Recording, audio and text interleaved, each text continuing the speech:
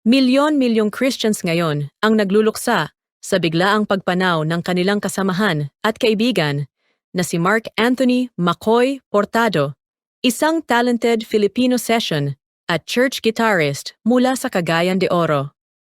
Mas nakilala si McCoy sa kanyang mga performance at pakikipag-collaborate sa ilan sa mga kilalang OPM artists tulad nina TJ Monterde, KZ Tandingan, Sara Geronimo, Kyla at Jaya. Sa murang edad pa lamang, nagsimula na siyang tumugtog ng gitara. Noong 12 years old siya, nagsilbi na siya bilang guitarist sa music ministry ng kanilang local church sa Cagayan de Oro. Dahil sa kanyang talento at dedikasyon sa musika, nagkaroon siya ng pagkakataong makapag-tour at makapag-perform kasama ang iba't ibang big names sa industriya ng OPM. Naging bahagi rin siya ng Influence Worship, isang worship group na nakabase sa Dumaguete. Isa sa kanyang mga huling performance ay ang In-Between Concert sa Cagayan de Oro, kung saan nakasama niya sa entablado sina TJ Monterde at KZ Tandingan. Kaya naman labis na ikinagulat ng kanyang mga kaibigan, supporters, at mga taong nakakakilala sa kanya ang balita tungkol sa kanyang maagang pagpanaw na mabilis na kumalat sa social media. Ngunit bago dumating ang nakakalungkot na balitang ito, balikan natin ang isang post ni McCoy noong January 12 tungkol sa kanyang ina. Sa kanyang post, sinabi niya, "I love you, Ma. Magsama na kayo ni tatay." Makikita sa kanyang mensahe kung gaano kalalim ang pagmamahal at pasasalamat niya sa kanyang ina. Sa pag-aaruga sa kanya mula pagkabata, sa pagpapaaral, sa paghahanda ng kanyang baon, at sa lahat ng sakripisyong ginawa nito para sa kanilang pamilya. Ibinahagi rin niya kung gaano niya mamimiss ang kanyang ina na nauna ng pumanaw.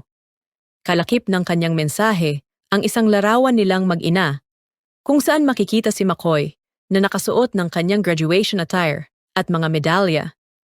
Ngunit nitong August 10, Monday night, biglang kumalat sa social media ang malungkot na balita tungkol sa pagpanaw ni McCoy Portado. Iba't ibang mensahe ng pamamaalam ang ibinahagi ng kanyang mga kaibigan, kapamilya, at mga taong malapit sa kanya. Isa na rito si Felix na nag-iwan ng mensaheng, "On your way, sweet soul, McCoy Portado." Samantala, sinabi naman ni Megan, "Brother McCoy Portado, you have fought the good fight of faith." Sa isa pang post, emosyonal na nagpaalam si Jella at sinabi niyang hindi siya makapaniwalang wala na si McCoy.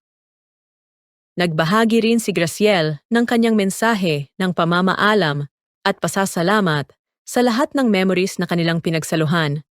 Para sa kanya, naging parang kuya niya si McCoy pagdating sa faith, humility, at pagiging mabuting tao. Nagpasalamat din siya sa lahat ng tawanan, pag-uusap, at mga alaala na kanilang pinagsamahan. Ayon sa mga ulat na kumakalat, heart attack ang ikinamatay ni McCoy Portado. Sa ngayon, patuloy na nagluluksa ang kanyang pamilya, mga kaibigan, mga kapwa niya Christians, at ang kanyang hometown na Cagayan de Oro. Isang talentadong musikero, isang kaibigan, isang kapatid sa pananampalataya, at isang taong nag-iwan ng maraming alaala sa mga taong nakilala niya. Rest in peace, McCoy Portado. Isa ka rin ba sa mga supporters ni McCoy na lubos na nagulat sa kanyang maagang pagpanaw? Ibahagi sa comments ang iyong mensahe para sa kanya.